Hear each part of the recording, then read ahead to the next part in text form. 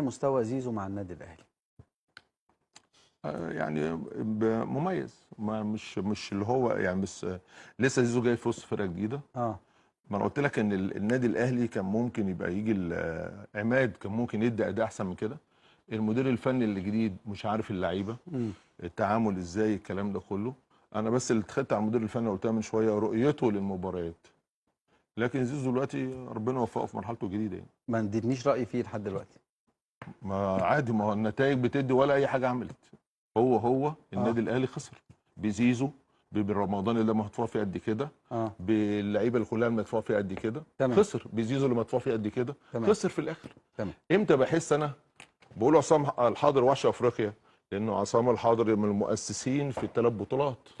ابو تريكه، عبد بتاع دوت محمد زيدان، عماد متعب، لسه ما جاش دورهم ان لكن النهارده مع احترامي لعيبه الاهلي بعد رجوعنا رابع المجموعه صفر.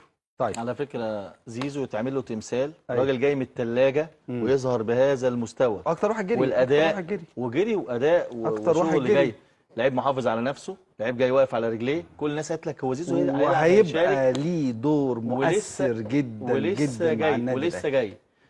الاهلي رابع مجموعته، ال 25 على ال 32 فريق، خد 11.5 مليون دولار.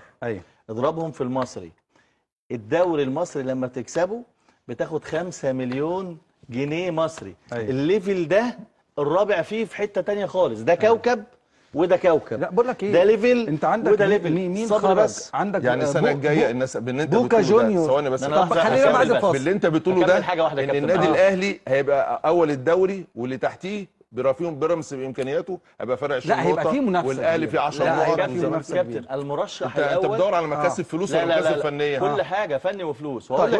كل راح كاس عالم خد الفلوس دي حالا اهو. لازم اطلع فاصل. ميامي كل اللي راح الفلوس دي خد الفلوس دي. 1.2 مليار دولار. مين ده؟ ميامي 1.2 مليار دولار. بورتو 345 مليون دولار.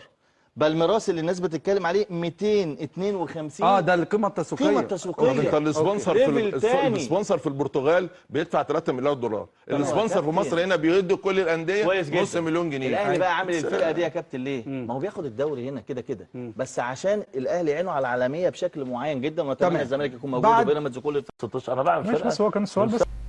السلام عليكم. اسفين للغيبه الطويله، تعالوا نتكلم كده بالراحه على الكلام اللي بيقوله عبد الواحد السيد. بالنسبه للنادي الاهلي هو مش زي بعض انديه الخليج مع كل احترام اللي بتشتري لاعيبه غاليه جدا جدا لفتره مؤقته معينه او لبطوله معينه، الهدف منها ان هو يحقق في البطوله دي هدف معين، يذيع نفسه او يقول ان هو صعد لدور 16 او وتفوق على انديه كتيره. لكن الاهلي بيعمل فريق يدوم معاه فتره كبيره من الزمن، ينافس في بطولات مختلفة، فريق يكون موجود في كل البطولات اللي هيخش فيها النادي الأهلي. فالموضوع مش مرتبط بكأس العالم ولا حاجة. احنا كلنا كنا عايزين النادي الأهلي يوصل لأدوار متقدمة وكنا متعشمين في ذلك، لكن بصراحة المقدمات بوجود مدرب جديد خالص لسه ما يعرفش اللعيبة إمكانياتهم الفنية بشكل جيد، ما خدش معاهم مباريات رسمية كتيرة قبل البطولة، ما فيش الا مباراة ودية أمام باتشوكا. كمان اللعيبه الجديده اللي دخلت طايم الفريق او التيم بحاله وكانوا لعيبه بيلعبوا بشكل اساسي، في حين ان التوليفه دي لازم تكون محتاجه اكتر من مباراه وديه بحيث ان الفريق يحمل فيه انسجام وتفاهم، وكمان المدرب يتعرف على امكانيات اللاعبين بشكل مباشر وبشكل صريح، ويقدر بعد كده يوصل للتوليفه المثاليه للاعبين.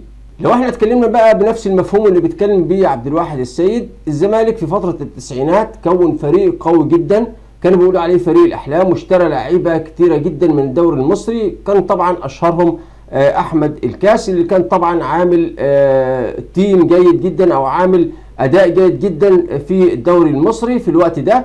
ومع ذلك فريق الأحلام ده في نفس السنة ما خدش ولا بطولة نهائي.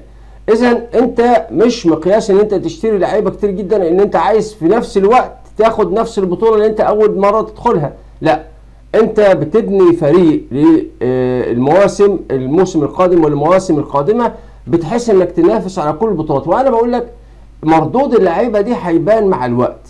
يعني يمكن كانت المباراه الاخيره في كاس العالم اللي هي مباراه بورتو البرتغالي كانت لها اداء جيد جدا مع بعض الاخطاء الدفاعيه، فاحنا بناء عليه هنبني عليها الاداء الهجومي الجيد، التوليفه الجيده اللي كانت في وسط الملعب وخط الهجوم. هنبدا نعالج بعض الثغرات الدفاعيه بحيث ان الفريق يكون بشكل شبه مكتمل يقدر يؤدي المباريات دفاعا وهجوما.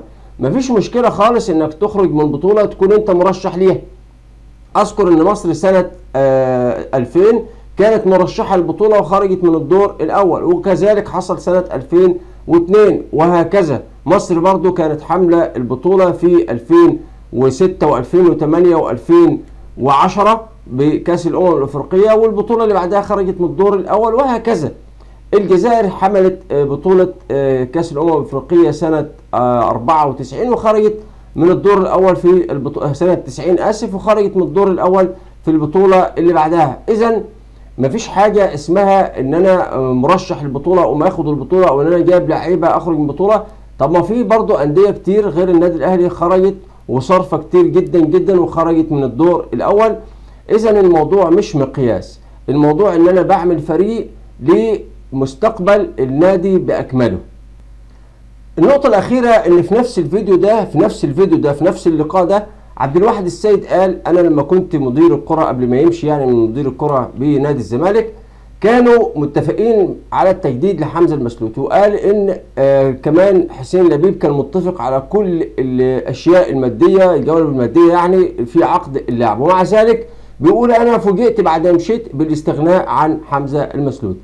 فعايز اقول لك ان ما يبقاش انت بيتك من ازاز وتحدف الناس بالطوب. احنا مع النادي الاهلي سواء كسب البطوله خسر البطوله خرج من الدور، احنا بنشجع النادي الاهلي لان هو مثلا كسب مباراه او كسب بطوله، احنا بنشجع النادي الاهلي، احنا اهلاويه بنحب النادي الاهلي حتى لما كان بيخرج من الادوار الاولى، حتى لما كان ما بيحصلش على بطوله الدوري وياخد مركز متاخر برضه احنا بنشجع النادي الاهلي. احنا عارفين ان مفيش فريق بيفوز بالبطولات بشكل مستمر، الفريق بيجي فتره كبوات فتره نهوض، ولكن انت بتعد الفريق عشان ياخد بطولات قويه في فترات كبيره، وده اللي بيحصل ان شاء الله في الفتره القادمه مع النادي الاهلي. الفني وفقا لمعلوماتنا في الصحافه هو سانتوس الاقرب حتى الان. سانتوس برتغالي، كان المساعد بتاع بيسيرو في الاهلي، مدرب كويس واشتغل في افريقيا كويس، وهو الجيش الملكي المغربي في هذا التوقيت. ده من الاقرب الناس حتى هذه اللحظه. هو الاقرب. رقم 2 فيريرا بلجيكي. بلجيكي كويس، لكن سانتوس الاقرب. طيب سجل عنه. انت راجل صحفي ومعلوماتك بقى. ياسين مرعي اختياره الاول اهلي واختياره احنا سجلناه اهو. سجل يا باشا اهو. سجلناه. سجل يا باشا اهو. على مسؤوليتي الشخصيه البرتغالي سانتوس هو المدير الفني القادم الاقرب. اصل خلي بالك انت ممكن يوم الاثنين تعلن. عدلها الاقرب. ايوه اصل انت هتعلن يا الاثنين يا ثلاث. ماشي. يعني انت هتعلن. هجيبها لك تاني. هاتها تاني. بس ان شاء الله تبقى صح يعني. هاتها تاني. لو ظهر جديد هنقول لك، ما ظهرش هنقول لك. طيب لا ما خلي بالك كده. هو للامانه الناس في الزمالك قافلين كويس وعاملين حاجه كويسه وربنا يوفقهم. احنا دايما فرقه انا اثق في جون شخصيه انا محترمه. اثق في جون. وبعدين يكفي النهارده قيمه كبيره زي الكابتن احمد سليمان، قال لك احنا مدين له الثقه وبتاع وقافلين على نفسنا. لا وهو قافل فعلا. انت مش يعني انت برضه اهو كابتن يعني. فهو ده قدر نادي الزمالك برضه. انا في 2014 جبت